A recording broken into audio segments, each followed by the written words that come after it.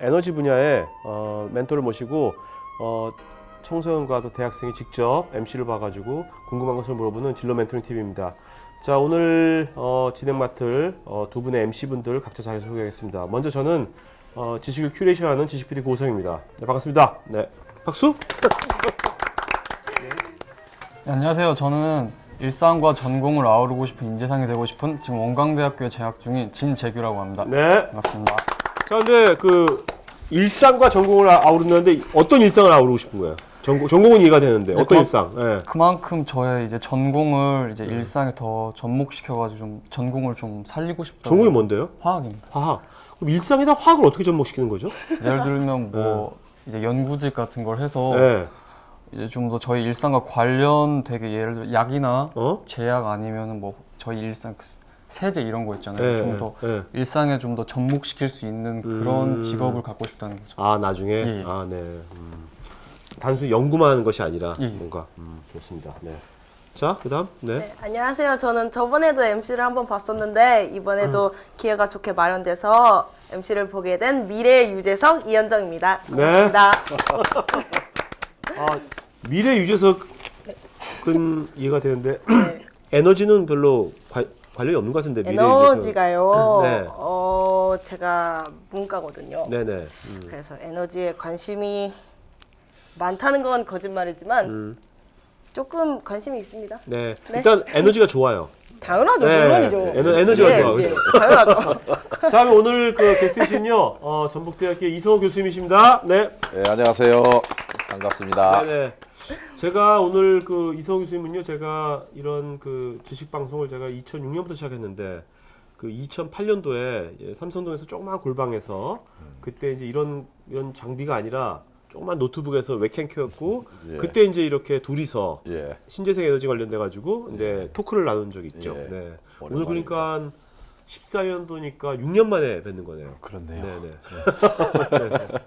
못 알아봤어요, 저 왜? 네네네. 자, 먼저 그 오늘 아무래도 이제 이게 진로 멘토링 TV니까요. 예.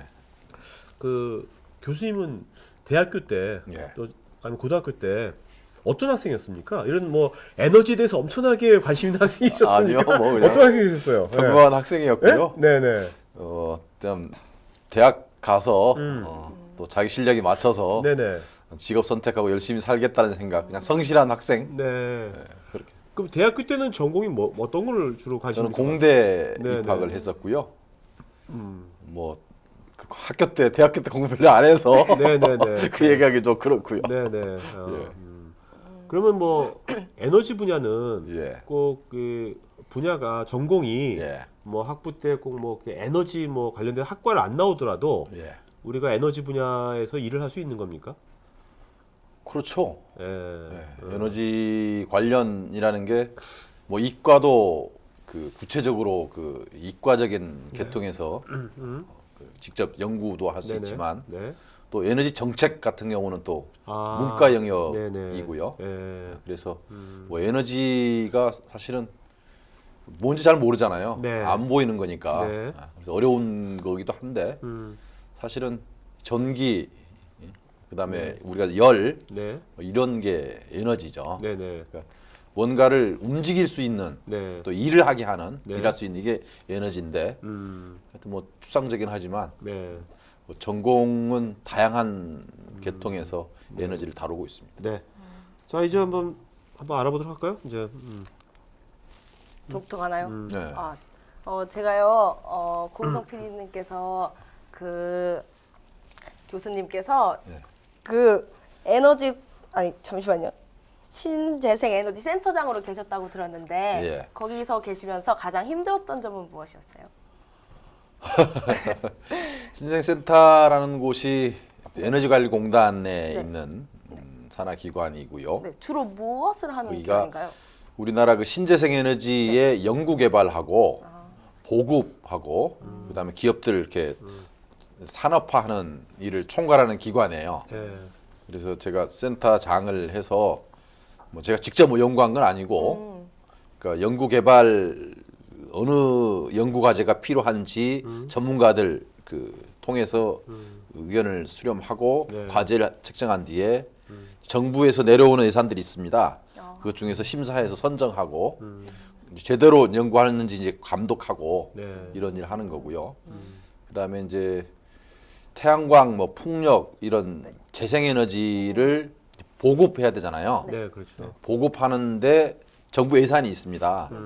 그러면 이제 사업자도 선정하고 직접 설치할 사람 대상도 네. 선정을 해서 잘 관리하는 일 그런 일들을 했다고 보면 됩니다. 그러니까 갑이셨네요. 예, 예. 소위 말하는 아주 갑이셨네. 근데 그러면 그 당시에 이제 그 신재생 에너지 센터장을 하셨는데 그게 몇 년도부터 몇 년까지 하신 겁니까? 그게? 제가 2004년도부터 했어요. 야, 상당히 8년도 했으니까 4년 2개월. 2004년도면 했습니다. 그런 개념이 막 태동할 때 아닙니까?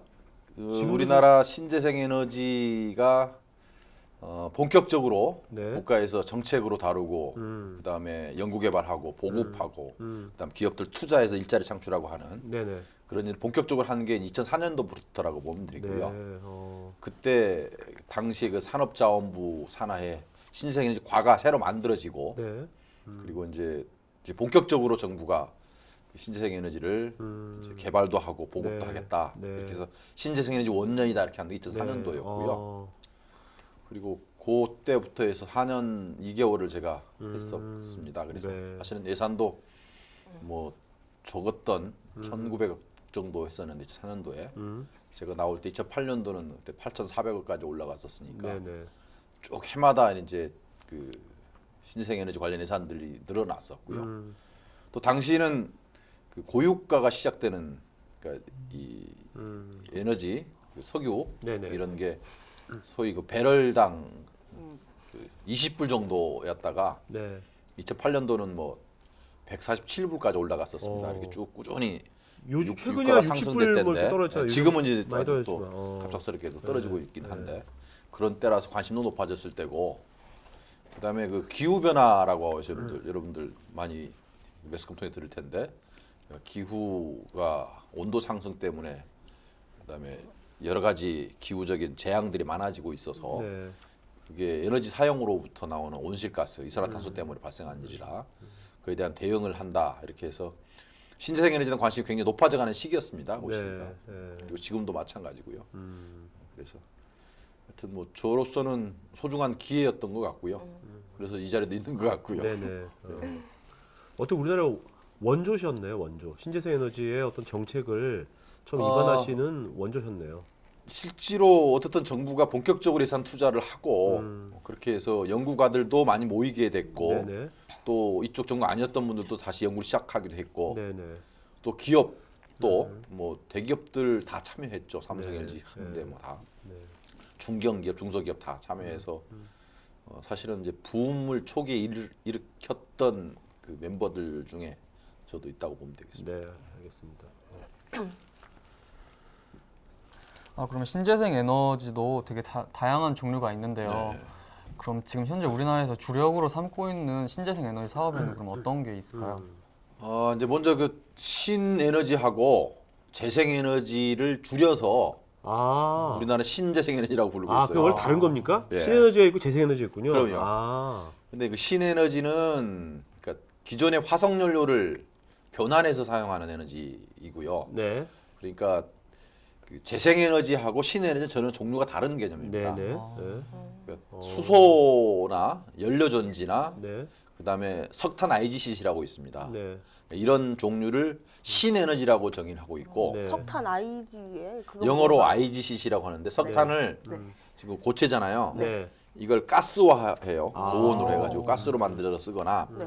또는 이제 수송용 연료처럼 액체로 만드는 거 그런 기술들을 개발하는 건데요. 네. 그러니까 신에너지라고 하는 거는 기존에 이제 석유 파동 때문에 그 다른 에너지원을 찾는 개념의 신에너지였어요. 석유가 아닌 석유가 아닌 다른 데서 네. 에너지 찾는 거고. 그런 개념으로 이제 정부가 그런 에너지원에 대한 연구 개발을 쭉 해왔던 게 있어서 네네. 그걸 신에너지라는 이름으로 네. 계속 연구 개발을 하도록 한 네네. 거고 네. 최근 들어서 이제 관심 갖게 되는 태양광이나 풍력, 네. 바이오 에너지, 네. 뭐 해양 에너지 네. 뭐 이런 새로운 그 진짜로 그 지속 가능한 네. 그리고 친환경적인 아. 이런 에너지는 재생에너지라고 이제 이름 지어놓은 상태입니다. 어. 그래서 신에너지하고 재생에너지 줄임말로 신재생에너지 이렇게 얘기하고 있는 거고요. 어떻게 보면 뭐 환경을 생각하면 재생에너지가 더 좋은 거라고 볼 수도 있는 그렇죠. 겁니까? 원래 각국에서 그 직접 관리하고 또 국제사회에 통계 내고 또 권장하고 하는 거는 친환경적인 지속 가능한 재생에너지가 네네. 포커싱 중심이고 네. 또 사실은 석유 아닌 다른 에너지 원도 또 필요하니까 그것도 하는 건데 네. 같이 하기는 합니다. 근데 네. 우리가 주로 관심 갖고 국제사회에서 통계 잡는 것은 재생에너지이다 이렇게 네. 얘기할 수 있습니다. 근데 지금 그 MC 질문한 것처럼 종류 네, 종류 우리나라에서 그러니까 지금 신에너지는 아까 말한 대로 세 가지예요. 네. 수소하고 네. 연료전지하고 연료전지하고 석탄 IGCC 네네. 세 가지고요. 재생에너지 8가지인데 태양광, 태양광은 햇빛을 전기로 네. 만드는 거예요. 네네. 빛이 쬐면 이 전기가 생산되는 신기하지만 네네. 예, 이게 태양광 발전 이렇게 하는 거고요. 그다음에 태양열이라고 있어요. 그러니까 물을 햇빛이 놔두면 덮여지잖아요. 네네. 그러니까 이 물을 덮여 쓰는 이 태양열 두 번째가 그다음에 바람으로 전기 생산하는 풍력 발전. 그다음에 물 전통적으로 했던 네. 수력 발전도 재생 네네. 가능한 에너지로 네. 얘기하는 거고요. 그다음에 바이오라고 하는 거는 이제 식물체에서 생성되는 거를 토탈 전체를 이제 바이오 에너지라고 합니다. 네네. 이 바이오 에너지는 우리가 목재처럼 연료로 쓰는 고체 네. 바이오 연료도 있고 네. 그다음에 디젤 그 식용유 가지고 바이오 디젤 만들기도 해요. 네네. 이런 바이오 디젤도 있고 그다음에 그 에탄올을 만들어서 휘발유 대용으로도 네. 씁니다. 그래서 바이오 에탄올도 있는 거고요. 이런 액체 연료도 있고 네.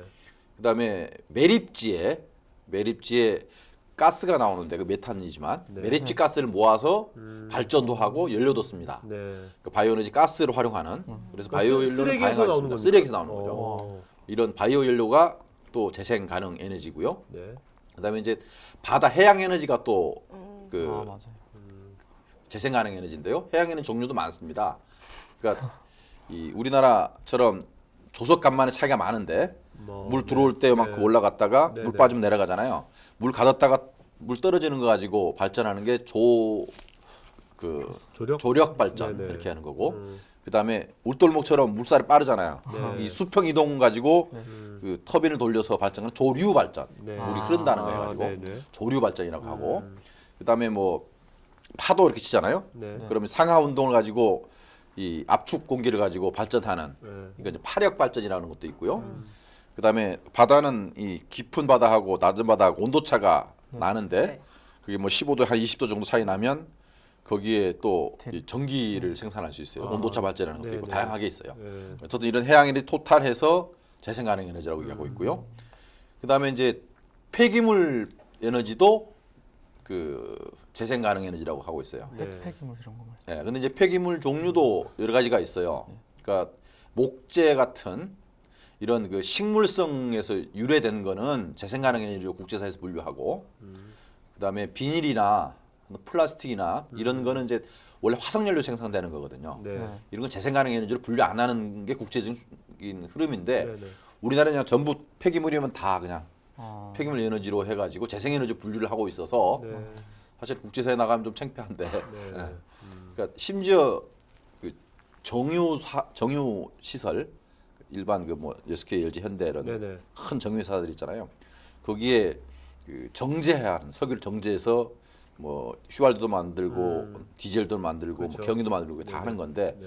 거기서 나오는 가스가 있어요. 네. 그 부생가스라는데 네. 그거 재활용한 것도 신재생 통계를 잡고 있어요. 아, 네. 그 이제 우리나라가 워낙 신재생 에너지가 적게 한다는 이유를 많이 비판이 있다 보니까 그걸 뭐 이렇게 하는 것 때문에 그런지 모르지만 그럼 지금 말씀하신 그 8가지 중에서 그래도 우리나라가 주력하는 신재생 에너지는 재생에너지는 네. 어느 쪽입니까? 우리나라뿐만 아니라 세계적으로 네. 제일 이제 주목받는 분야가 태양광하고 풍력입니다. 태양광과 풍력. 네. 어. 그 동안에는 이제 풍력이 주로 보급되고 경제성도 풍력이 기존의 화석연료에 비해서 그 좋아서 네. 많이 보급돼 왔는데 네. 최근에는 이제 태양광 발전이 가격이 많이 하락해서 풍력과 더불어서 미래의 그 에너지원으로 네. 태양광과 풍력을 얘기하고 있고요. 네. 그만큼 이제 그 양도 많습니다. 우리 인류가 지금 사용하고 있는 모든 에너지를 커버하고도 남는다 이렇게 돼 있어서 그래서 태양광과 풍력이 네. 주로 관심받는 그런 분야라고. 사실 뭐 태양의 그 뭐 태양 빛은 매일 그렇죠. 지구에 쏘이잖아요. 그러니까 인류가 1년 동안 쓰는 양을 네. 1시간에 태양 에너지가 들어온다 이렇게 돼 네. 있습니다. 와, 인류가 1년간 쓰는 에너지가 1시간이면 된다. 태양 1시간이면 야. 그러면 그쪽 분야를 더 파야겠네요. 그래서 사실은 지난 2008년도 뭐 9년도 10년도에 그 세계 굴지의 기업들은 다 태양광에 뛰어들었다고 보시면 됩니다. 네. 그러니까 뭐 구글이든 뭐 지이든 뭐 이런 구글이요? 네, 다 구글은 검색 엔진하는 데인데. 태양광 투자를 어, 시작했고요. 구글이 실제로요. 태양광도 합니까? 우리나라 뭐 삼성, LG, 현대 뭐 큰 대기업들은 다 투자를 했었고요. 네. 그런데 이제 이게 벌써 한 3, 4년 사이에 되면서 이제 실력 차이가 나서 경쟁이 떨어진 데는 좀 도태되고 해서 네. 최근 몇 년 동안에 태양광 산업 내에 구조조정이 많이 되는 거죠. 네. 그래서 뭐 세계 최고 인류 기업이었던 큐셀이라고 하는 동일 회사가 있었는데 거기가 그 구조조정 와중에 망해가지고 오. 우리나라 기업이 인수했어요? 인수를 독일 회사를요? 예. 어느 나라 어느 회사? 한화가 한화가 인수해서 뭐 생산량으로는 뭐 세계 뭐 1위를 가겠다고 하고 있고. 그럼 한화 주식 사면 돈 좀 벌겠습니까? 어떻습니까 지금? 근데 아직은 태양광이 지금 구조조정이고 서로 경쟁하는 관계라서 네. 지금 가격도 하락하고 있어서 크게 이익을 내고 있지는 못하는 것 같아요. 네네. 올해는 거의 그냥 맞추는 정도 같고요. 네, 네. 원래 주식이라는 거는 이익 낼 때 이게 그때 딱 들어가서 챙기는 거라 네네. 지금은 조금 빠를 수도 있는 것 네네. 같아요. 네. 예. 네. 아 그러면 요즘 시민들의 그 신재생 에너지에 대한 인식은 좀 어떤가요? 좀 최근 들어서 많이 좋아지고 있어요. 옛날에는 그럼 좀 예전에는 부정적이거나 막 그랬나요? 예전에는 뭐 미래에 꼭 해야 될 에너지로 이렇게 생각은 하고 있었지만 지금 당장 설치하려고 하는 그런 생각은 못했는데 최근 들어서는 뭐 태양광 그 어디 가도 저는 이제 볼 수가 있습니다. 주로 어딜 가면 볼 수 있나요, 태양광? 서울 시내에도 네. 서울 시내에도 여기 그 상암동에 월드컵 공원에 가 보면 그 많이 설치돼 있고요. 아예 그 제로 에너지 빌딩이라고 해서 그 에너지를 자체 생산해서 쓰는 예? 그런 것도 지금 상암동에 만들어져 있고요. 그러니까 한전에서 전기를 끌어오는 게 아니라 예, 그 빌딩 자체에서 에너지를 생산한다고요? 예, 그게 태양광을 이용해가지고? 자급자족하는 이야, 거죠. 그런 빌딩 어디 있어요? 그 상암동에 있습니다. 상암동에 있습니까? 예, 예, 오. 있고 그다음에 그 서울 시내의 그 정수장 우리 그 물 네. 상수도 하는 네네네. 그 정수 시설 가면 그 태양광이 파넬에 있고요. 그다음에 하수 시설 있잖아요. 하수 시설. 네네네. 그것도 그 물 정화하느라고 이렇게 넓은 부지 찾아고 있잖아요. 네. 그 위에 다 태양광이 다 전기 생산하고 있어서요. 어. 그리고 요즘은 이제 공공청사 옥상 그 놀리고 있는 공간은 그 민간에서 빌려서 돈 벌려고 하는 태양광 발전 투자를 하고 있어요. 그래서 그것도 되고 있고, 그다음에 단독주택의 경우는 자기가 전기 그 생산해서 그 전기 요금 절약하기 위해서 저희 집에도 3kg가 설치되어 있는데 옥상에. 네. 네. 그래서 전기 그 한전에서 내는 돈 절약하기 위해 설치도 하고요. 그다음에 아파트도 요즘 아파트도 이제 아파트 베란다에 설치할 수 있도록 태양광. 네, 태양광이 나오고 있습니다. 네. 그리고 서울시에서 보조금을 한 30만 원씩 정도 지원해주고 있어요. 네. 그거 설치를 하면 꽤 쏠쏠한가 봐요. 그래서 지원금이 조기에 동의난 상태고요. 인천시도 확대되고 있고 경기도도 시행한다고 하고 있고 네. 지자체마다 이걸 설치하기 위해서 예산을 만들고 있고 이게 조기에 동의나고 있는 상황이니까 꽤 요새 인기도 있는 상황입니다. 근데 아직까지 저는 이런 말 오늘 처음 들었거든요. 예. 아직까지 뭐 이 학생들 마찬가지일 것 같은데. 너무 좋은 일이라 네. 또 빨리빨리 예산이 끝나니까 사람 소문을 안 내나 봐요. 네. 자기들끼리. 그럼 앞으로 우리나라에서도 그러면 지금 말씀하신 뭐 민간 예. 주택이라든지 또 상용 건물 같은데 태양광 시설이 앞으로 되게 많이 이제 더 설치되리라고 보시는 겁니까? 일반화되리라고 보시는 겁니까? 우리나라의 지난 그 이명박 정권 때 녹색 성장 얘기 많이 했지 않습니까? 그때 발표된 계획에 의하면 우리나라도 2025년도 되면 네. 신축 건물은 에너지 자립 건물로 짓도록 아 무조건. 예, 오. 그렇게 하겠다라고 네. 발표가 된 상태고요. 근데 아직 법으로 그 제정이 안 제정은 아직 안 된 상태지만, 네, 네. 근데 유럽은 이미 법으로 제정돼서 공포가 되어 있는데 오. 2020년도부터는 야. 신축하는 모든 건물은 자급자족하도록 와. 에너지 자립 건물을 짓도록 그럼 유럽은 이미 2020년 공포가 돼 있어요. 그럼 유럽은 2020년부터는 건물을 지을 때 그러면 허가가 네. 그거 아니면 허가 안 나는 거죠. 약간 신축 에너지원을 건물은. 따로 뭐 이렇게 전기를 뽑는 게 아니라 예. 안에서 자급자족하는 예, 예. 모든 건물이 예. 야 대단하다. 이제 그런 시대로 갈 거라고 저희들도 우리 좀 늦게 가겠지만 간다 이렇게 보는 거고요. 네. 그리고 실제로 저희들도 한꺼번에는 못 가지 않습니까? 그래서 그 내년도부터는 기존에 사용하는 에너지, 그러니까 이 면적당 연간 사용하는 에너지 양이 있습니다. 네. 그 통상적인 에너지 썼던 것에 비해서 30% 절감하는 에너지 절약 설계 기준 이렇게 얘기하는데, 네. 그래서 좀 사이즈가 큰 건물의 경우는 의무화를 돼 있어서 기존에 그냥 에너지에 대해서 이 건물이 얼마나 소비될지에 대해서는 상관없이 그냥 허가를 냈는데, 이제 규모가 좀 큰 건물은 네. 에너지 사용 할지에 대해서 검사를 해서 그거 가능한 것만 허가를 내는 식으로 바뀝니다. 사실 뭐 2020년 해봤자 얼마 안 6년 뒤거든요. 남았죠. 얼마 안 남았죠. 여기 이 친구들이 이제 막 사회생활 막 이제 하려고 2020년 뭐 근데 그럼 그때 그러면 모든 새로운 건물들이 다 그 에너지 자급자족 예. 건물이 된다면 그 어떤 직업이랄까요? 어떤 새로운 직업이나 아니면 어떤 새로운 기회가 만들어질까요? 지금 요즘 들어서 이제 에너지 진단사 뭐 해가지고 에너지 진단사.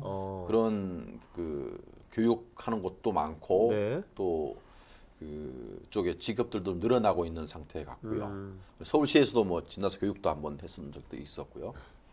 그러니까 기존의 건물이나 산업 현장에서 에너지 사용을 하는데 네. 에너지를 어떻게 절약할지를 진단하고 그다음에 어드바이스하는 네. 이런 게 에너지 진단사라고 하는 거고요. 그리고 어쨌든 태양광이나 풍력이나 이런 새로운 재생 가능 에너지가 보다 많이 생산되고 또 유통되고 또 설치될 거기 때문에 그와 관련돼 있는 그 직업군들이 빠르게 늘어나고 있는 것으로 그 국제적인 통계가 나오고 있는 거고요. 네, 네.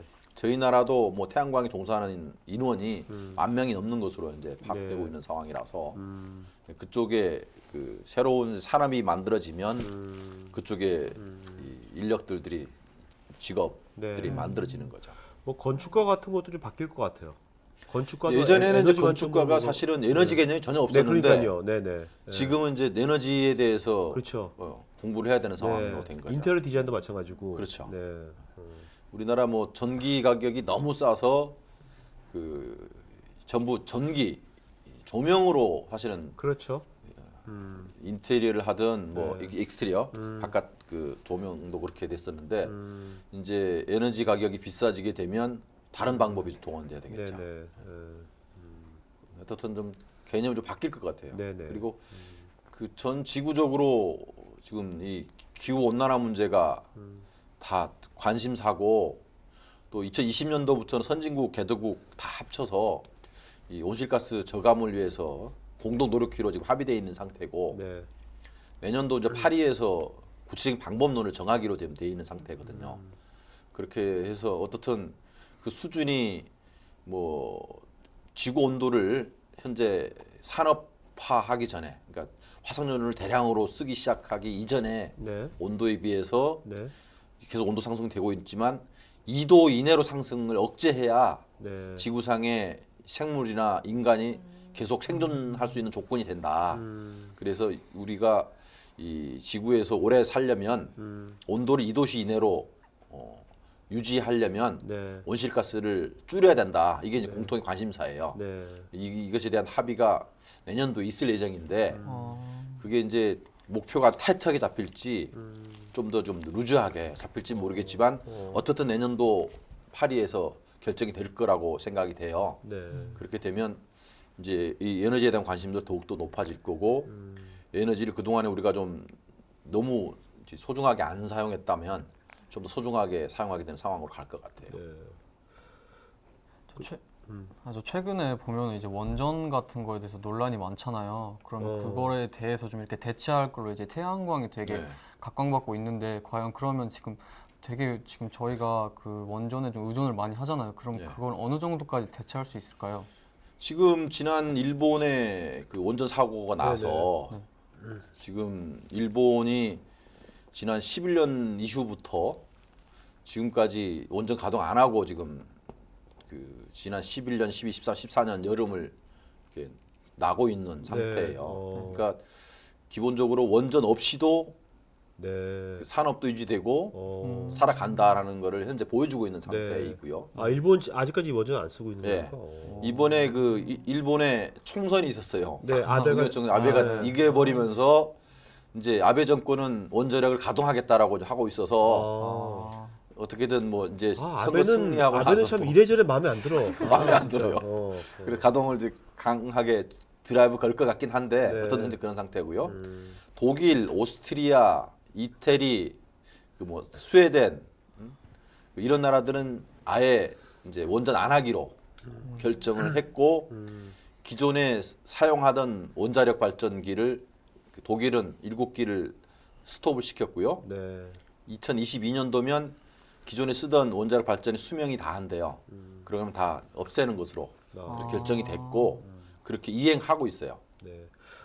말씀 들어보면 유럽은 아까 뭐 2020년도에 뭐 자가 에너지 빌딩도 예. 법제화시키고 지금 뭐 원전도 안 하고 예. 유럽이 오히려 여러 나라들 중에서 굉장히 이런 에너지 재생에너지 쪽으로 앞서가는 것 같은 느낌이 드네요. 세계적으로 유럽이 재생에너지에서 제일 앞서가고 있다고 미국보다 보면 되고요. 유럽이 더 그런 겁니다. 예, 미국은 2000년대 들어서 이 몸집이 너무 커져서 네. 자기 관리가 잘 안 되는 것 같아요. 아, 네. 그래서 사실은 그 소위 글로벌 리더십에서 많이 좀 흔들리고 있다 이렇게 평가를 하고 있는 것 같고, 네, 네. 그러니까 어떤 2008년도 소위 이 리만 사태라고 하는 네. 뭐 어려운 용어지만 하여튼 경제적으로 어려운 상황을 불러온 것도 이 미국이었던 것처럼 네, 네. 자국의 경제 살리기에도 어려움이 있어서 네. 기후 변화에 대해서도 그 소극적입니다. 아, 미국 그러니까 에너지를 좀 흥청망청 쓰고 있는 거네요, 지금. 어떻게 보면. 사실은 워낙 땅덩이가 크고 자원이 많아서 흥청망청 써왔었고 그래서 역사적으로 온실가스 배출의 책임이 가장 많은 나라가 미국이에요. 아, 네. 지금은 이제 중국이 경제 성장이 많이 돼서 나라도 크고 인구도 많아서 가장 많이 배출하는 나라가 중국이 됐지만 네. 그래도 한 5, 6년 전까지만 해도 미국이었군요. 미국이 1등이었었는데 아, 그리고 역사적으로 배출되는 양의 거의 한 4분의 1 가까이를 지구의 배출 4분의 1을 가까이를 미국이 배출하는 상황이었었으니까 네네. 네. 그랬는데 소위 그 도쿄 우정서라는 것이 그 기후 변화 네네. 들어보셨을 거예요. 네네. 그 있었는데 그 협약을 거부했어요 미국이. 네. 그랬던 나라이고 그다음에 2012년 이후에 소위 그 2020년도까지 포스트 교토라고 해서 네. 기존 교토 체제를 유지하겠다고 했는데 거기에 이제 미국, 일본, 캐나다, 러시아가 다 우리는 못한다 이렇게 해서 발뺀 상태고 네. 유럽은 그래도 우리는 아, 우리끼리라도 우리가 지구인으로서의 책무를 다하겠다 해가지고 하고 있는 거예요. 그 유럽인들 왜 그런 거예요? 그러니까 유럽 사람들이 뭐야 좀 깨어 있는 겁니까? 아니면 깨어 있는 것 같아요. 다른 뭐 경제적이거나 자기들만의 어떤 이득이 있는 게 그게 아니라요? 역사적으로 사실 2차 대전 이후에 그러니까 독일이나 프랑스는 전쟁에 대한 그 그렇죠. 이 여러 가지 것들을 네. 역사적으로 많이 정리를 한 나라 아닙니까? 네, 네, 네. 지금까지도 전쟁 책임자들은 찾아서 처벌하고 있는 네. 상황인 것처럼. 네. 근데 뭐 이 일본은 아예 전혀 안 그런 것처럼. 그렇죠. 그러니까 역사적으로도 그런 경험들이 축적돼 있어서 그 국제 사회에 어떻게 해야 될지에 대해서 네. 규범을 잘 세우고 실천한 나라가 좀 많은 것 같아요. 그쪽 예전에 뭐 그 센터장 계실 때 그쪽 나라의 전문가들 많이 만나보셨을 거 아닙니까? 그럼요. 그럼 그 사람들 관점 같은 것도 많이 느끼셨을 거 아닙니까? 그럼요. 그죠? 네. 어쨌든 그 기후 변화나 재생에너지나 이쪽에서는 유럽이 현재 리더십을 형성하고 가고 있다고 보시면 될 것 같아요. 근데 저희가 좀 약간 이해가 안 되는 게 아까 우리 전 지구의 평균 온도가 지구보다 2도가 더 높아지면 네. 뭐 생태계가 이제 거의 파괴될 거다. 네. 인류도 생존하기 힘들 거라 예. 하시는데 네. 이해가 안 되니까 지금도 2도 좀 높아봤자 예. 우리 좀 더 뭐 에어컨 하고 좀 이렇게 안 죽잖아요. 2도 높아지면 안 죽잖아요 우리가. 근데 아. 왜 우리가 인류가 위험해지는 거죠? 2도 높아진다고? 그러니까 온도가? 뭐 얘가 적절할지 모르겠지만요. 네. 우리 36.5도잖아요. 우리가 체온이요? 체온이요. 그렇죠. 1도 올라가도 몸에 열이 끓어서 네네. 힘들잖아요. 그렇죠. 네? 맞아요. 38도 넘으면 위험하죠. 위험합니다. 그리고 식물도 마찬가지입니다. 식물도 오. 온도가 올라가면 못 삽니다. 동물은 이동해서 네. 자기 기온 조건에 맞는 곳에 이동해 갈 수 있지만 네. 식물은 아. 못 살거든요. 아. 그래서 식생이 바뀝니다. 아, 네. 바뀌고 있고요. 네. 그러면 그 전에 뭐 이동 가능한 것도 사실은 이 포유류 같은 경우는 많이 이동할 수 있지만 네. 양서류나 이런 거는 그렇죠. 이동의 제한을 받아서요. 네. 이게 멸종돼 가고 있는 아. 상황인 거고요. 아. 그다음에 아프리카 같은 경우에 그 뭐 아메리카도 그렇고 네. 또 아시아적도 그렇고 사막화되는 면적이 많아지고 있습니다. 네, 네. 그러니까 기존에 이 물이 비가 왔던 것이 비가 안 오거나 또 어느 쪽은 또 너무 집중 홍수가 지어서 하거나 이렇게 해서 실제로 최근에 그 뭐 호주가 됐든 미국이 됐건 산불 발생도 무지하게 많고 네. 그다음에 최근에 뭐 MBC에서 그 프로그램을 하고 있어요. 그 이번 주도 하고 다음 주도 계속 하는데 네. 거기에 보면 미국의 마을에 이제 물이 말라서 그 사람들이 살 수 없어가지고 떠나가는 아. 게 보도되고 네. 그다음에 미국의 그 어느 주인데 거기에 농업이 주 산지였는데 더 이상 물이 없어서 농업을 포기하고 네. 또 아몬드가 미국이 전 세계 물량의 80% 생산했던 그렇죠. 곳이래요. 아몬드 많이 나오죠. 예. 근데 아몬드 농장에 다 이제 더 이상 물이 없어서 다 아몬드 나무를 다 네. 베내놓고 불태우는 이게 보도가 되더라고요. 다큐멘터리로. 네네. 그러니까 이미 우리 주변에 이 우리 같은 경우에는 뭐 사실은 좀 더 더워졌고 또 더워지면 또 겨울에는 좀 따뜻하고 네네. 뭐 이렇게 될 수 있는데 전 지구적으로 보면 식물이든 동물이든 적응이 안 돼서 네. 멸종돼가는 동식물이 아. 종류가 아. 뭐 우리 뭐 한 2만 종 있으면 그 중에 한 30% 정도 아웃된다. 네. 그러니까 전체 생태계 생태 전체가 바뀐다는 거죠. 밑에서부터 많이 멸종이 되겠네요. 그렇죠. 움직이지 제 못하는. 약한 것부터 되는 거죠. 그럼 위도 결국 나중에 다 멸종이 되는 그런 거죠. 거죠. 밑이 멸종이 되니까. 그러니까 태국이 아. 비가 많이 와서 방콕 시내가 다 잠겼단 말입니다. 근데 해수면이 올라가는 거죠. 네네. 해수면이 올라가면 비가 오면 안 빠지는 거니까 네. 이게 젖는 거고요. 네. 그래서 지금 상태로 가게 되면 대도시가 해안가에 있는데 뭐 옛날에 지금 뭐 덴마크인가요? 누가 손가락 막아가지고 새는 거 막았다고 하는 네네. 것처럼 네. 이제 장벽을 쌓아가지고 바닷물 못 들어오게 해야 되는데 못 들어오게 할 수 있지만 비 와가지고 이거 펌핑해서 보내야 되는데 대책이 없는 상황이어서 네. 대도시도 물에 잠겨서 폐허가 될 것이라는 경고도 많이 나오고 있는 상황이고요. 네네. 실제로 남태평양에 그 투발루라고 하는 섬나라 있습니다. 여기는 이제 아예 이주가 시작됐고요. 그래서 곧 사람 못 살게 되는 나라가 되는 거고요. 네. 그다음에 우리가 잘 아는 뭐 휴양 관광 도시 몰디브 이런 데도 이 온난화 때문에 해수면 상승 때문에 아주 대책이 없는 상황으로 가고 있는 상황이라서 네. 하여튼 이 지구 온난화는 이제는 뭐 거의 95% 다 인정하고 있는 상황이고 네. 이것에 어떻게 대응하느냐가 네. 인류가 지구에서 오래 살 수 있느냐 이런 과제다 이렇게 얘기를 하고 있는 상황이죠. 네. 네, 그러면 교수님이 생각하시기에 가장 이상적인 신재생 에너지 이용에는 무엇이 있다고 생각하세요? 어떻든 우리가 그 문명을 유지하려면 전기가 그 매우 중요한 에너지원입니다.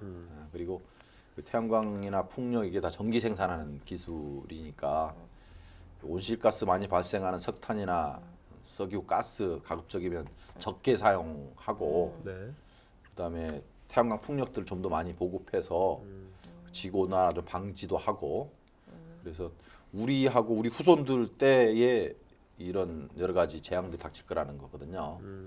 그래서 사실은 이 사고가 난 뒤에 수습하는 비용보다는 예방하는 비용이 훨씬 더 적다고 그러잖아요. 그러니까 지구 온난화도 예방 비용이 수습 비용보다 훨씬 적다라는 게 그 소위 그 영국의 스턴경이라고 하는 분이 있는데 네. 그 양반이 이제 보고서를 낸 건데 국제 보고서를 그 양반 말에 경제학적 분석을 한 거죠. 그래서 이 전 세계 GDP에 수습하는 것이 10분의 1로만 투자하면 사고를 예방할 수 있으니까 네. 그렇게 하자라고 하고 있습니다. 근데 지금 그것이 잘 안 되고 있는 거죠, 전 세계적으로. 근데 이제 일단 그 중국과 사실에 미국이 대해서 중국과 동의를 미국이 해도 중국과 미국이 말을 안 들으면 그렇죠. 그러니까 제일 에너지를 많이 쓰는 데잖아, 지금요. 그렇죠. 그렇다면 뭐 지구 온도 계속 올라가고 있겠네. 지금. 지난번에 중국에서 그 소위 선진국가 연합 그 G20라고 하는 회의가 있었었고요. 네네. 거기서 오바마하고 시진핑이 서로 합의를 했죠. 아, 기후 변화 대처하자. 네네. 그래서 중국은 2030년도 되기 전에 네. 온실가스 배출의 피크를 찍고 아. 줄여가도록 하겠다. 네. 그다음에 미국이 2025년도까지는 전체 온실가스를 2005년도 대비해 25% 줄이겠다. 네. 이렇게 서로 합의를 보고 그다음에 서로가 책임이 크니까 뭐 좀 뭔가 리더십을 행사하자 이런 식의 합의가 있어서 그 많은 사람들이 환영을 했던 바가 있고요. 네네. 지난주에 그 페루 리마에서 유엔 차원의 기후변화 협약 그 당사국 총회가 해마다 1년에 한 번씩 있는데 네네. 있었어요. 네. 거기에서 그 여러 가지 또 합의가 이루어졌습니다. 좀 더 그 구체적인 거는 내년도에 좀 미뤄진 것들도 있긴 하지만 그래서 공동으로 이 우리가 함께 대처하자라고 하는 원칙적인 합의들이 있어서 뭐 막판까지 사실은 진통이 많았지만 네. 그래도 합의가 있어서 그나마 희망을 계속 이어가고 있는 거고 교수님 그 미래에 대해서는 그러면 저 낙관적으로 보시나요? 어떻게 보세요, 교수님은? 사람이 완벽할 수가 없고요. 네. 그런 것처럼 정치 지도자들도 당신이 아는 상황 또 이렇게 대처한다고 하지만 또 국민의 지지가 없으면 또 그걸 지속할 수가 없지 않습니까? 네네. 그래서 이렇게 대처해야 한다고 생각하지만 실제로 법률로 되는 건 그 수준에 못 미치는 게 많다 보니까 그러니까 우리가 당위적으로 지구 온난화 방지를 해야 될 수준이 100이라면 실제로 행동으로 할 수 있는 게 뭐 50이나 70선이라고 하면 내년도 지구변화 협약에 대한 성적표도 당위선에 비해서 좀 떨어질 거라고 네. 생각은 하지만 네. 그래도 낙제점은 아닐 것 아, 같다 네, 네. 이런 생각을 하고 있는 거죠. 요즘에 그 좀 이제 청년 취업난이 좀 약간 대두되고 있잖아요. 그러니까 이제 좀 뭐라 해야 되지? 예, 좀 이렇게 저희가 하나 같은 기업은 좀 이제 크니까 좀 이렇게 좀 이렇게 추천해 주실 만한 이런 저희 같은 대학생들이 좀 노려볼 만한 유망한 기업 같은 게 좀 있을까요?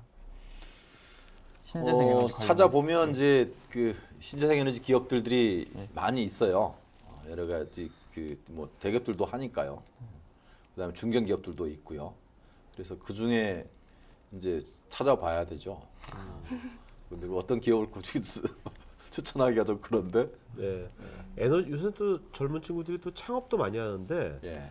그 에너지 분야는 얼핏 생각하면 이게 워낙 스케일이 크다 보니까 그 벤처가 뭐 창업하기에는 좀 안 맞는 분야가 아닌가도 생각이 되는데 어떻게 그러니까 생각하십니까? 제조업은 네. 제조업은 규모의 경제가 이게 이 법칙이 작용하는 그 것이라서 대자본이 그 기술하고 그 설비하고 네. 투자해가지고 네. 하게 되면 못 이기거든요. 네네. 그런데 유통이나 네. 최종으로 설치하는 곳은 창업 가능한 분야죠. 그러니까 태양광의 경우에 직접 그 태양광 패널을 만들거나 하는 네. 데는 사실은 그 자체 가지고서는 어렵겠지만 네네. 그 패널의 소재가 되는 거를 뭐 연구 개발한다든가 아, 네. 뭐 아니면 이제 패널 가지고 설치하는 일, 음. 설치하는 곳에 그 창업을 하거나 하면 네. 그거는 어떻게든 사람이 해야 되는 일이니까 그쪽에 관심 갖는 것도 괜찮을 것 같아요. 네네. 그러니까 일본 가면 그 파나소닉 매장에서 태양광 패널을 팝니다. 그러니까 우리 그 건재상에서 뭐 저기 스티로폼 팔듯이 네네.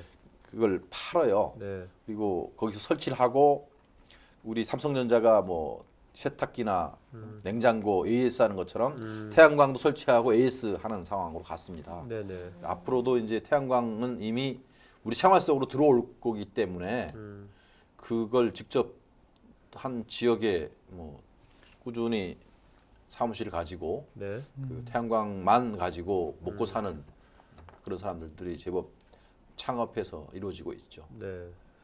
뭐 오늘 주제하고 약간 다를 수도 있겠지만 지금 미국은 지금 그 실리콘밸리에는 특히 테슬라라는 예. 전기 자동차가 전기차. 나와가지고 네. 그게 뭐 제가 아는 분도 타봤는데 너무 좋다고 하더라고요. 뭐 그냥 차가 막 소음도 없고 그냥 거의 그냥 예. 바로 가속이 확 돼버리니까. 예. 뭐 그럼 이제 100m 가는데 네, 5초 걸린다. 네. 그래서 그런 것들이 지금 미국과 중국에서는 그런 전기 자동차를 위한 충전소를 전국적으로 짓고 있다고 그러거든요. 예.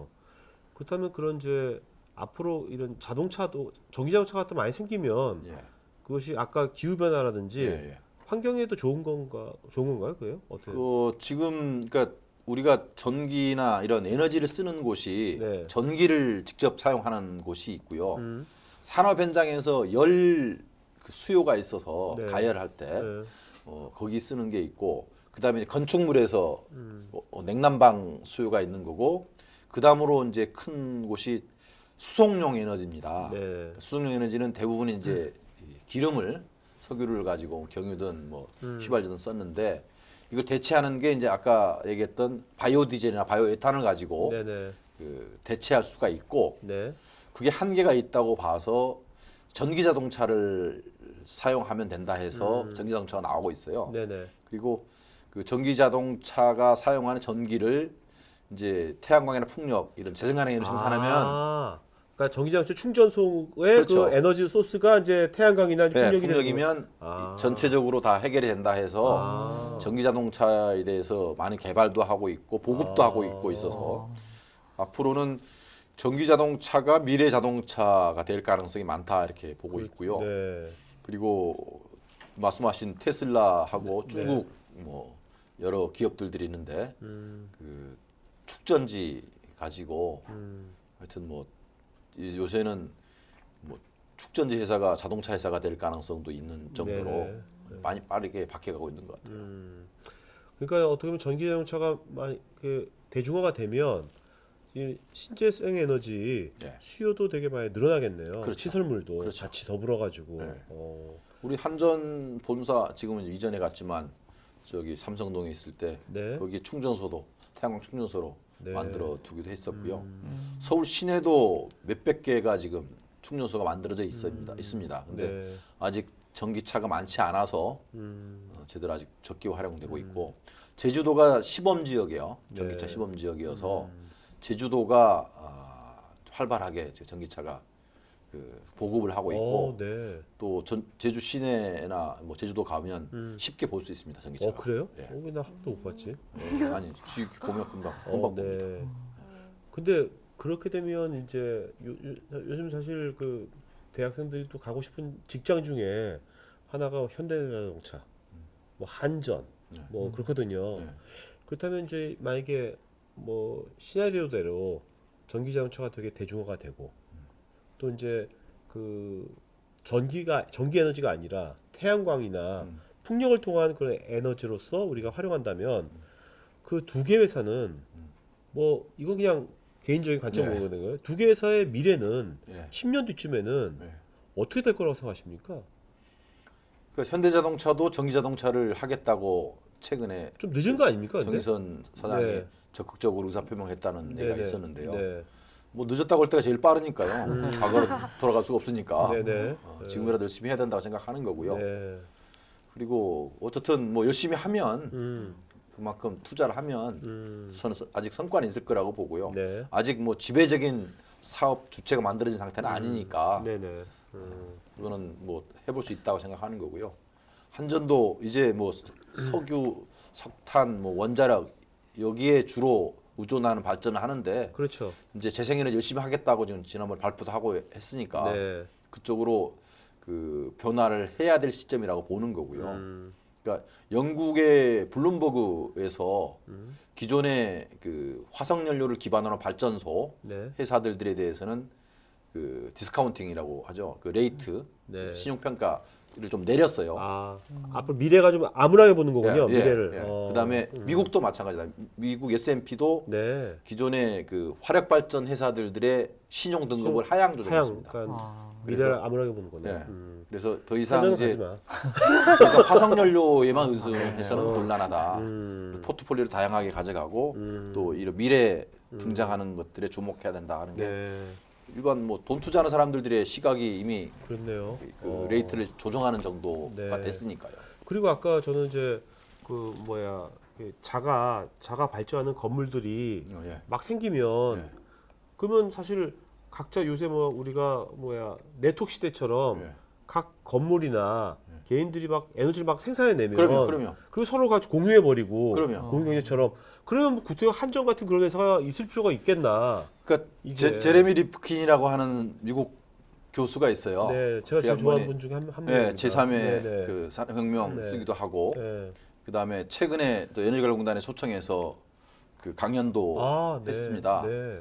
그 양반이 이제 그 메가와트 네트워크로 하는 얘기하는 건데 그래서 이 새로운 재생가능 에너지 분산형 전원이 네. 미래를 바꾸는 주요 동인이다 이렇게 얘기합니다. 네. 그러니까 IT하고 그다음에 이 그 새로운 분산형 에너지. 태양광 에너지 그다음에 뭐 사물 인터넷을 이렇게 높게 평가했던데 이런 등이 이제 소위 그 마지널 코스트라고 하는 네. 너무 어려운 용어인가? 네, 어려운 용어입니다. 지금 네. 하여튼 뭐 저기 다들 지금 머리가 좀 하여튼 뭐 이렇게 이런 그러니까 새로운 걸 추가로 만드는데 비용을 제로로 만든다는 거죠. 네, 네. 네트워크를 활용하게 되면 네. 예를 들면 뭐 이 페이스북이 사실 네트워크만 가지고 그러니까 이렇게 생각 엄청난 내가 쉽게 설명해 줄게.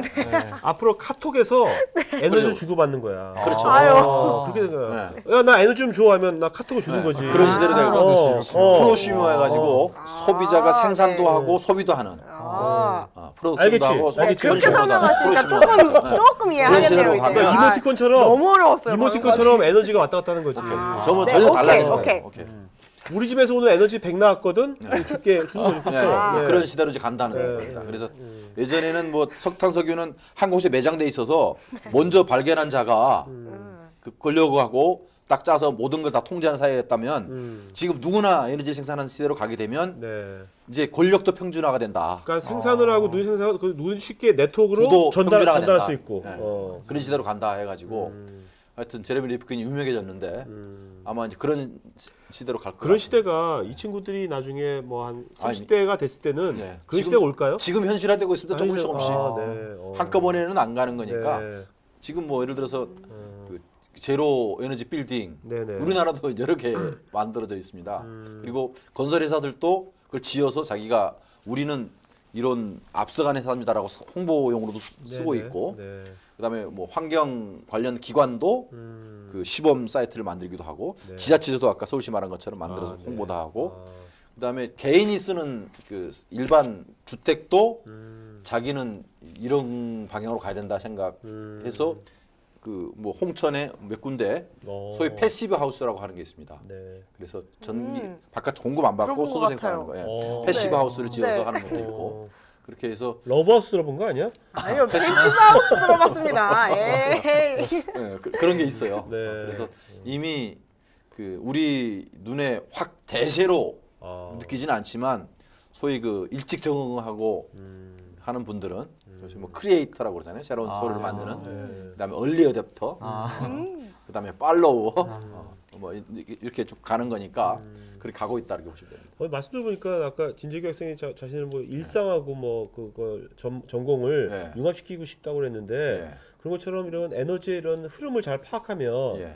우리 각 일상에 진짜 예. 각 분야별로 이런 것들을 빨리빨리 어떻게 서비스로 예. 접목시킬 거냐를 예. 먼저 하는 사람이 예. 되게 그 기회가 많이 오겠네요. 그렇죠. 예. 사실 그렇게 해서 자기 저기 새로운 잡을 만들기도 하고 그렇죠. 직업도 예. 만들어지고요. 그런 거예요. 또 이게 에너지를 쉽게 구할 수 있다는 것은 그만큼 사업을 할 때 예. 원가가 그럼요. 되게 적게 들어가는 거거든요. 그럼요. 그건 엄청나게 그 유리한 거죠. 그럼요. 뭘 하더라도. 예. 예. 제가 또 궁금한 게 있는데요. 이제 또 이제 신재생 에너지가 이제 발달하면서 이제 석유가 이제 서서히 이제 좀 이제 그 그만큼 자리를 잃어가잖아요. 네. 그럼 이제 산유국들도 이제 그에 대한 대비책이 있을 텐데 혹시 그 나라들도 이제 이런 사업에 뛰어들었나요? 그러니까 좋은 질문인데요. 네. 그러니까 사우디가 태양광을 적극적으로 하는 나라가 됐어요. 오, 사막이 많아서? 어떻든 지금 있는 석유도 풍부하지만 네. 이거 가지고 후세대까지 풍부하게 살 수 있는 여건은 아니다. 우리가 책임을 다해야 된다. 네네. 그래서 우리 사우디는 이 태양도 좋다. 그렇죠. 그래서 아람코라고 하는 그 유명한 정유 네. 네네. 그 석유 글로벌 재벌이에요. 네. 거기서 열심히 합니다. 어. 우리나라 그 태양광 소재 그 실리콘 제조 기업도 거기서 M&A에서 사기도 했고, 네. 그다음에 전 세계적으로 그 태양광 쪽에 이 사람들도 좀 이렇게 인크루트해서 네. 거기에 공장도 세우고 어. 제조업도 하고 설치도 하겠다. 네. 그래서 하여튼 뭐 굉장히 공격적인 목표를 발표를 하고 현재 드라이브를 걸고 있어요. 그다음에 뭐 아랍에미리트도 마찬가지고, 그리고 중동 국가에서 태양광 붐을 일으키고 있는 상황으로 가고 있고요. 네. 그러니까 이 기본적으로 현재 석유 팔아서 먹고 사는 것이 우리 시대로 끝나서는 안 된다. 미래 세대 준비해야 된다는 차원에서 하고 있고요.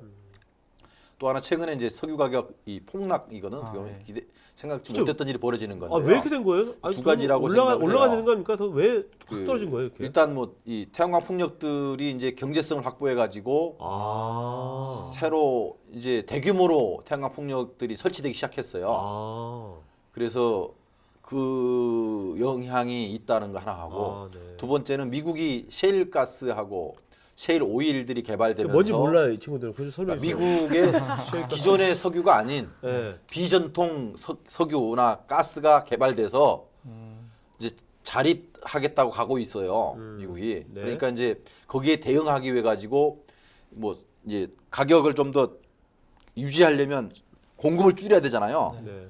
근데 이제 공급 줄이지는 못하고 서로 이제 끝까지 한번 가보자, 시장에서 알아서 정해지겠지 하면서 가고 있는 상황이라서 지금 이렇게 내려오고 있는 거고, 이제 중동 산유 국가들은 셰일 가스가 그 보통 60에서 80달러 정도가 기본 그 생산 비용이래요. 네. 거기 밑으로 내려가면 셰일 가스의 경제성이 떨어져서 더 이상 생산 못할 거다 해가지고 지금 밀어붙이는 상황으로 지금 이해를 하고 있어요. 네. 그래서 이 초기 진입하는 애들 아웃시키고 나면 아. 또 자기들 세상이 만들어지니까 아.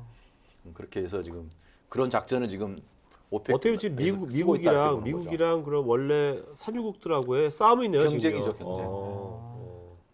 그래서 비정상적인 상황이 발생하고 있다 이렇게 보는 거죠. 그럼 유가 다시 올라가겠네요. 이게 좀 정리가 되면 다시. 어떻든 뭐 중국이나 인도나 브라질이나 러시아나 그다음에 중동 각 국가들의 그 에너지 소비 상승률이 계속 그 늘어나고 있기 때문에 네.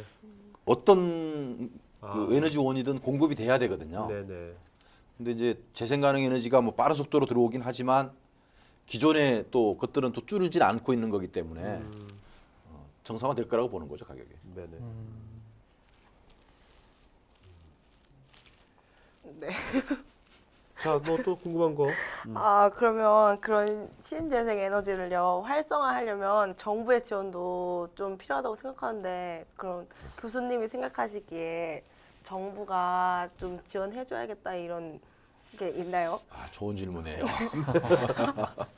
아니, 사실 제가 그 센터 소장을 하고 고대에 나와 태양광 산업협회를 만들어서 활동을 했었고, 현재는 대학에 있습니다만 다음 주에도 국회에서 발표가 있어요. 네.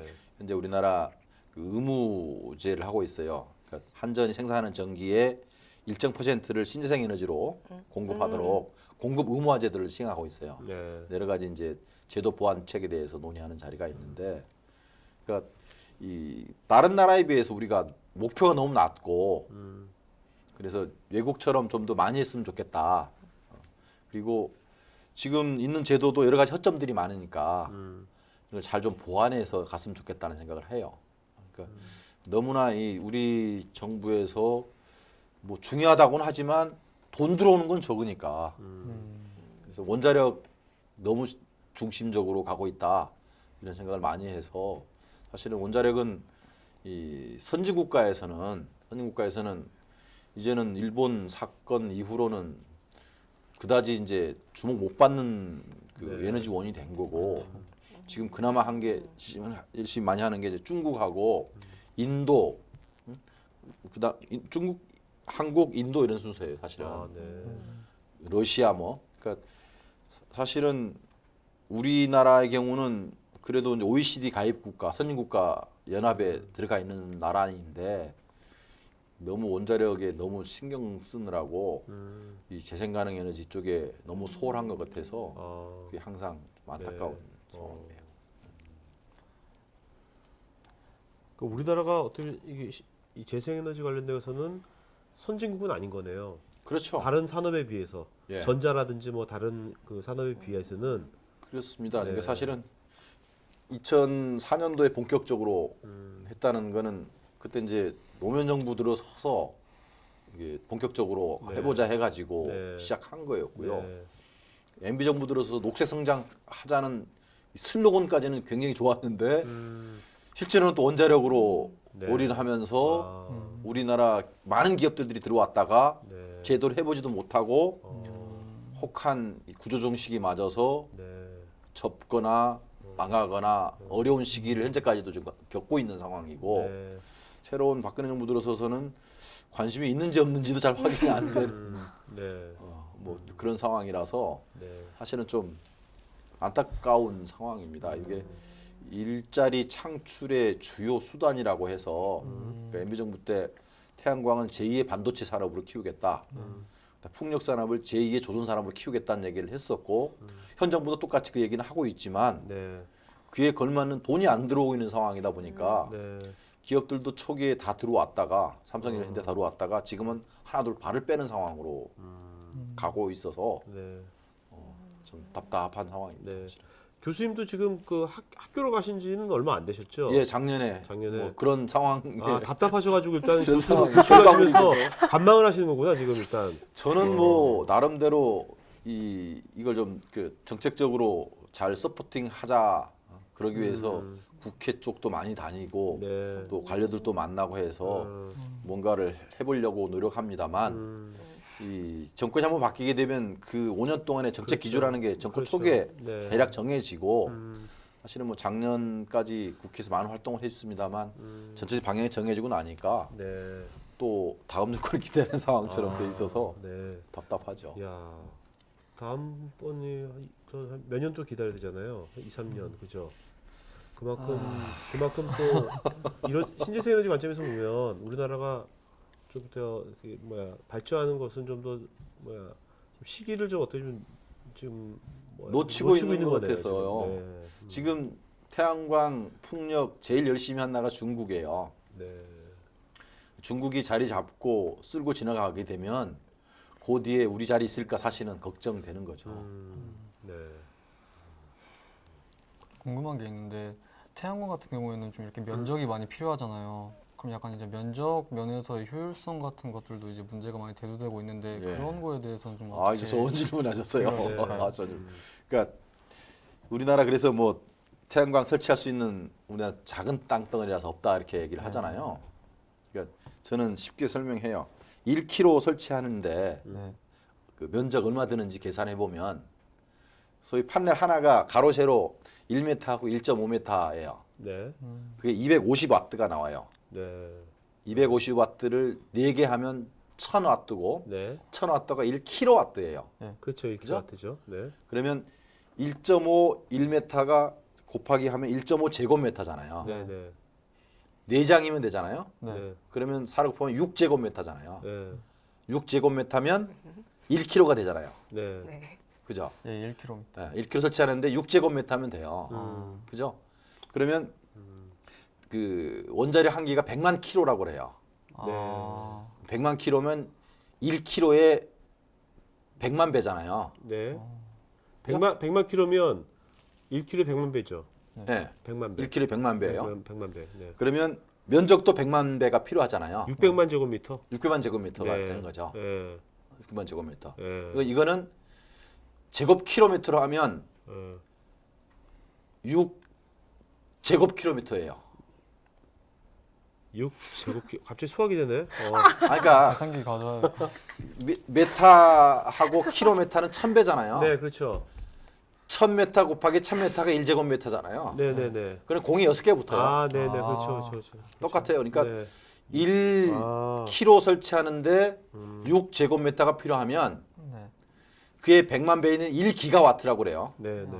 100만 배인 1기가와트 설치하는데 6제곱킬로미터면 되는 거죠. 네. 6제곱킬로미터면 되는 거고. 근데 이제 그림자 효과 때문에 나란히 세우면 그 뒤에 거리 좀 띄워야 되잖아요. 그럼 10제곱킬로미터로 보자고요, 그냥. 그래도 충분하다는 거네요. 한마디로. 충분하다, 충분해. 예, 그러니까 우리나라 전체 면적이 0.2면 네. 우리나라 전기 다 해결돼요. 저기 다 0.2%. 네. 어. 그러니까 그 면적이 없다는 얘기는 이제 틀린 얘기다는 얘기고요. 그러니까 이 미국의 그 교수가 우리나라 이 서울에서 에너지 컨퍼런스를 그 개최했을 때 네. 델라웨어 대학교의 존번 교수이신데 네. 자기가 서울 시내 모든 건축물을 그 시뮬레이션을 했어요. 그래서 실제 조사를 한 거죠, 조사를. 네.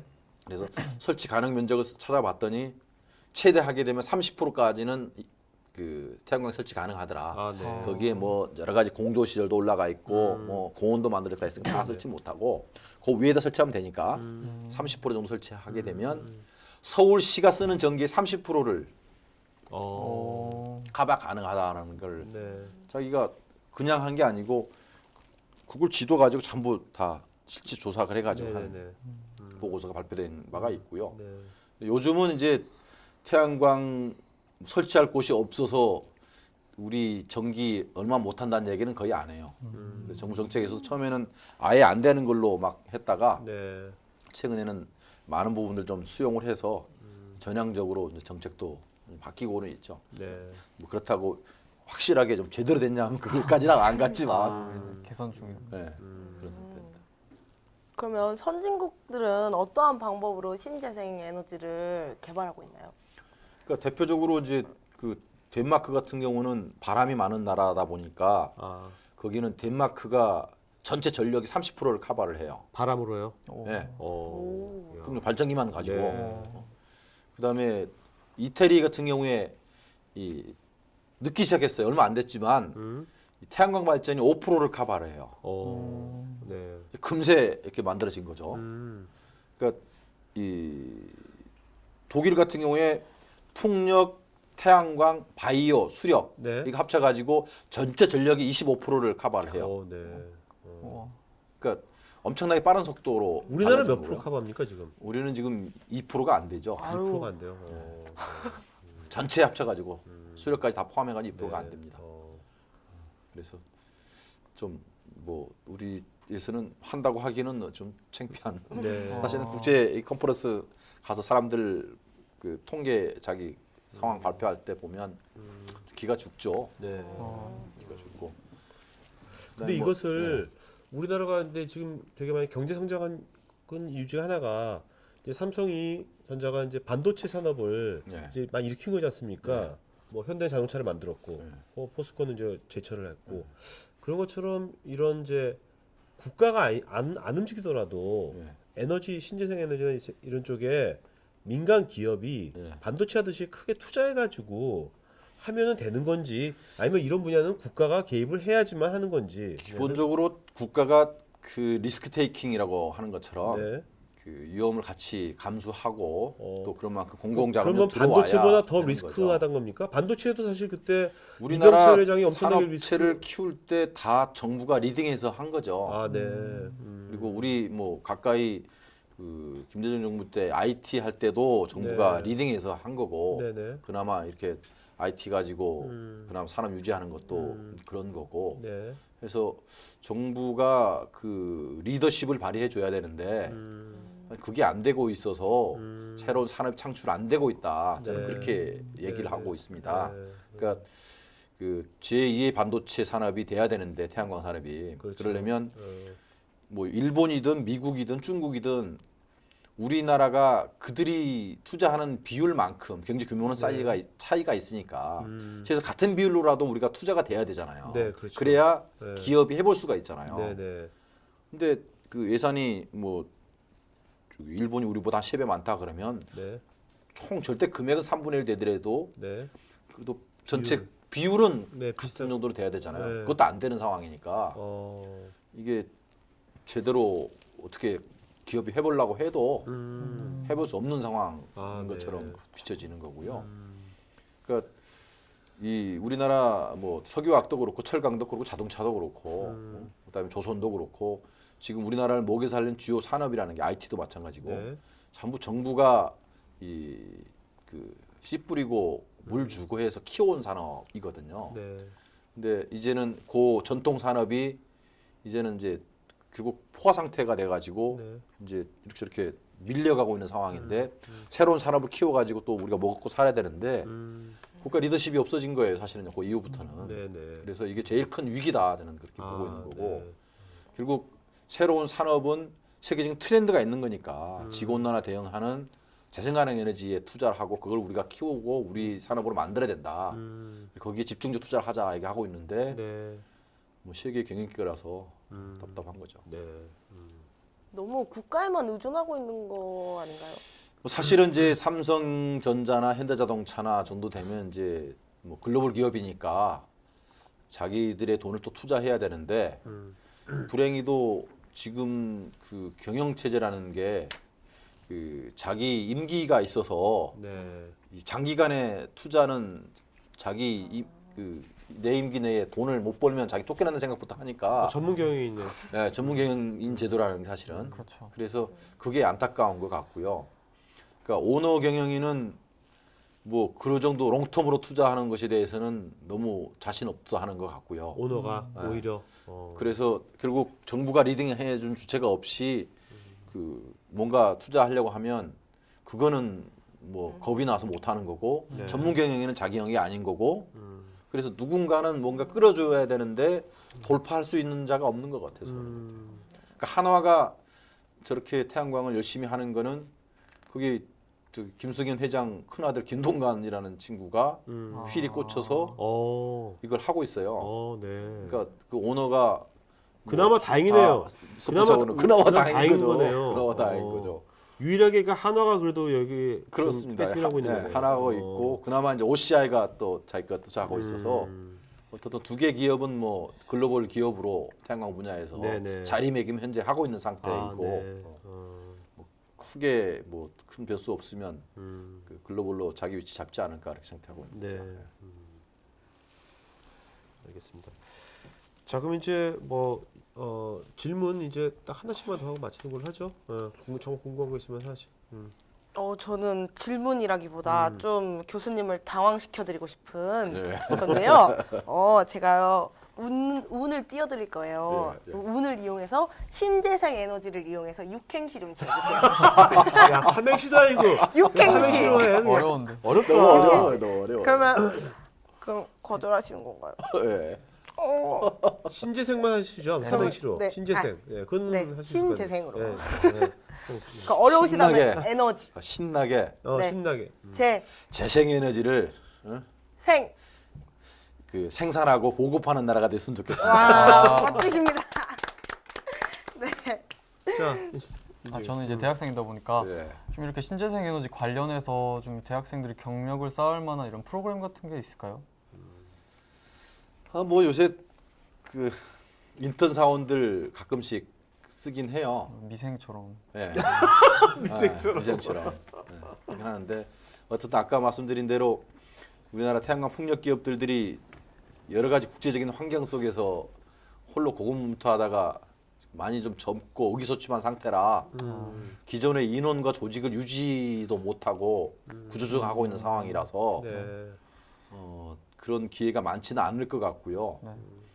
그러니까 지금 굳이 한다고 한다면 어떻든 설치하는 기업들은 설치는 계속할 거기 때문에 설치 쪽의 기업들은 뭐 기회가 있을지 모르겠지만 기존의 제조 기업의 경우는 지금 기존의 인원 유지하기도 좀 버거운 상태라 딱히 지금 근데 이거 어떤가요? 요즘 어차피 이제 글로벌 시대인데 이런 학생들이 이제 국내 기업이 아니라 뭐 중국이라든지 독일이라든지 뭐 아까 덴마크라든지 그렇게 이쪽에 선진 쪽에 에너지 쪽에 그런 데에 뭐 인턴이라든지 아니면 취업이라든지 그런 거 가능할까요? 한국인이?